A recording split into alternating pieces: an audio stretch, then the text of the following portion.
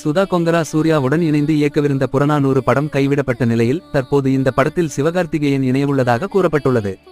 சூர்யாவிற்காக உருவாக்கப்பட்ட இந்த கதைக்களத்தில் தற்போது சிவகார்த்திகேயன் இணையவுள்ளதாக கூறப்பட்டுள்ளது.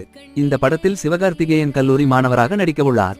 முன்னதாக சூர்யாவுடன் நஸ்ரியா மற்றும் துல்கர் சல்மான் இருவரும் இணையவிருந்த நிலையில் தற்போது துல்கருக்கு பதிலாக புதிய நடிகரை கமிட் செய்யும் வேலையில் சுதா கொங்கரா ஈடுபட்டுள்ளதாக கூறப்பட்டுள்ளது. இந்த ஆண்டின் டிசம்பர் மாதத்திலேயே இந்த படத்தின் ஷூட்டிங் துவங்க உள்ளதாகவும் தொடர்ந்து 15 நாட்கள் முதல்கட்ட ஷூட்டிங் திட்டமிடப்பட்டுள்ளதாகவும் தகவல்கள் தெரிவிக்கின்றன. இதற்கான போஸ்ட் புரொடக்ஷன்ஸ் பணிகளில் தற்போது சுதா கொங்கரா தீவிரமாக ஈடுபட்டு வருகிறார். இந்நிலையில் இந்த படத்தை சுதா கொங்கரா உள்ளிட்ட 2 தயாரிப்பாளர்கள் இணைந்து தயாரிக்க உள்ளதாக கூறப்பட்டுள்ளது.